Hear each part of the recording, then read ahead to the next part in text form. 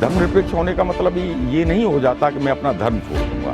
हम सेकुलरिज्म की बात करते हैं। क्या देश है, क्या संविधान है जो अपने ही देश में अपने ही नागरिकों को न्याय नहीं दे पाया? क्या आप राम मंदिर पर प्रश्न उठाते हैं? दूसरा जो अन्याय हुआ है उस पर आप नहीं बोलते हैं। मैं R B Upadhyay, senior journalist, Ram Mandir के बारे में बात करते हैं। देखिए, राम मंदिर हिंदुओं की, करोड़ों हिंदुओं की आस्था का प्रश्न है, और जब उस पर कोई उंगली उठाता है या उस पर कोई क्वेश्चन मार्क पैदा करता है तो अपने आप कहीं ना कहीं जो भी भगवान राम के अनुयायी हैं उनको बहुत बड़ा आघात और धक्का लगता है। जब सभी धर्म अपने अपने धर्म के बारे में बात कर सकते हैं तो फिर हम अपने धर्म के बारे में क्यों नहीं बात कर सकते? मैं देखता हूँ भी जो भी माइनॉरिटीज़ हैं उनको वो अपने धर्म की शिक्षा दे सकते हैं, संस्थान चला सकते हैं, लेकिन हिंदू धर्म में अभी हम अपने धर्म की न शिक्षा दे सकते हैं, न धर्म के बारे में पढ़ा सकते हैं। अगर उसके बारे में बात भी की जाती है तो कहीं ना कहीं एक सांप्रदायिक रंग उसको दे दिया जाता है। तो वो अपने आप में जो, देखिए, भारत जो नाम है, इस देश का नाम है, वो भी कहीं ना कहीं हमारी पुरातन जो एक सभ्यता है उसके साथ जुड़ा हुआ है।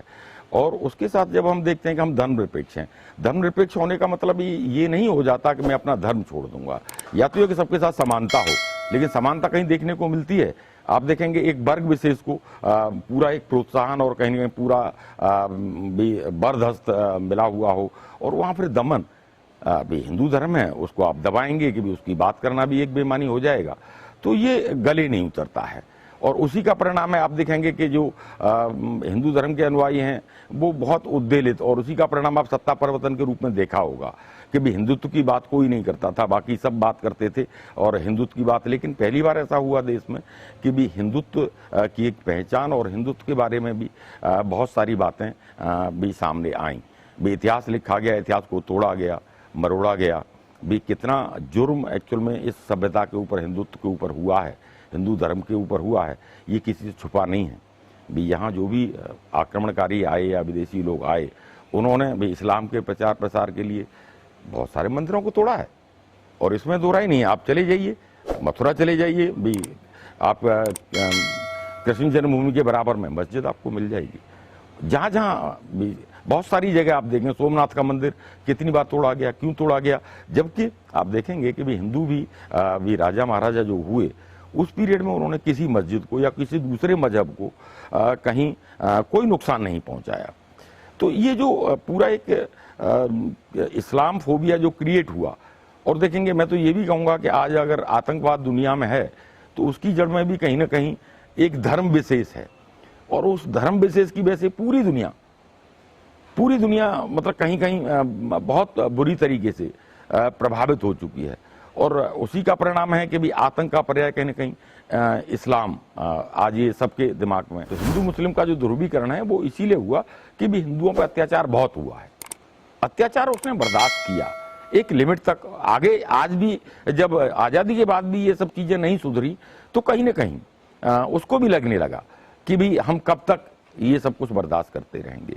देखिए, लव जिहाद के नाम पे क्या था, वो भी एक वर्ग विशेष का षड्यंत्र कि भी आप उसको मोटरसाइकिल देंगे, आप उसको पैसे देंगे, और वो राखी बांध के भी हिंदू जो परिवार हैं, उनकी बहन बेटियां हैं, उनको वो छलेगा, फिर उनके साथ जिस तरह के बहुत सारे एग्जाम्पल्स एक्चुअल में आपको मिल जाएंगे।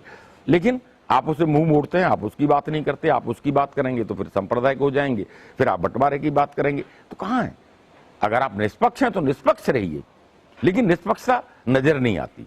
वहाँ कहीं ना कहीं जो पॉलिटिकल पार्टियां हैं वो एक चेहरा उनका अलग होता है, काम करने का तरीका उनका अलग होता है। तो वो उसी का परिणाम है कि भी राम मंदिर का जो मुद्दा है वो इतने दिन अटका रहा। कहीं कोई नहीं चाहता था कि उसका फैसला हो। हम सेकुलरिज्म की बात करते हैं। क्या देश है, क्या संविधान है जो अपने ही देश में अपने ही नागरिकों को न्याय नहीं दे पाया? आज भी वो लोग दर दर भटक रहे हैं। तो कश्मीरी पंडितों के प्रति जो अत्याचार हुआ वो अत्याचार नहीं था, लेकिन अगर किसी वर्ग विशेष के एक व्यक्ति के खिलाफ भी अगर कहीं कोई आपसी रंजिश से ही अगर कोई बात हो जाती है तो देखिए वो मॉब लंचिंग और नए नए शब्द उसके लिए भी गढ़े जाते हैं और पूरा मीडिया एक्चुअल में हायतोबा मचा देता है। क्या है, समझ से परे है।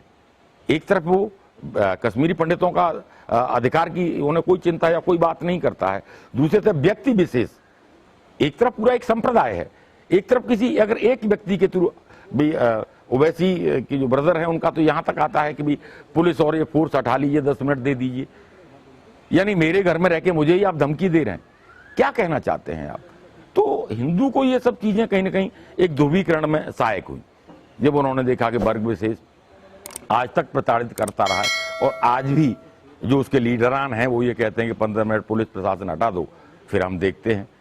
तो क्या है वो इनडायरेक्ट वे में एक धमकी तो है। तो फिर वो हिंदुत्व जो जिसके अंदर हिंदू जो संप्रदाय या समुदाय है उसके अंदर वो चीजें आई, तो वो भी एक कट्टरपन उसके अंदर भी आया है। अब देखेंगे पिछले 5-7 साल में इसे लोग अलग अलग तरीके से नाम देते हैं, तो हिंदुओं का भी ध्रुवीकरण हुआ है, इसमें कोई दो राय नहीं है। लेकिन क्रिया की प्रतिक्रिया स्वाभाविक है भी, जब आप जैसा करेंगे, जैसे हम बीज बोएंगे वैसा फल आएगा। तो ये हम सबको सोचने का प्रश्न है कि आप राम मंदिर पर प्रश्न उठाते हैं, दूसरा जो अन्याय हुआ है उस पर आप नहीं बोलते हैं। कौन सी पॉलिटिकल पार्टी है मुझे बता दो, कौन सा मीडिया है जो आज ये दिखाता है कि भी औरंगजेब ने कितना अत्याचार किया था, कितने हिंदुओं को सर कलम करवा दिए गए थे और कितनों का धर्म परिवर्तन करा दिया गया था, कितने मंदिर तोड़े गए थे, उसका कोई रिकॉर्ड है या कोई उसकी बात करता है? कोई उसकी बात नहीं करेगा। आज आप बात करते हैं कि भी नहीं प्रधानमंत्री को वहां पूजा नहीं करनी चाहिए। क्या चाहते हैं आप? प्रधानमंत्री को धर्म परिवर्तन कर लेना चाहिए। तो ये कहीं गले नहीं उतरता है भी। मैं एक विशेष समुदाय में रह के और मैं सब कुछ कर सकता हूं, लेकिन हिंदू समुदाय में रह के क्योंकि आप हिंदू हैं इसलिए आप मंदिर नहीं जा सकते, आप पूजा नहीं कर सकते, आप जनेऊ नहीं लगा सकते, आप तिलक नहीं लगा सकते। क्या कहना चाहते हैं? वो सब जनता समझ चुकी है।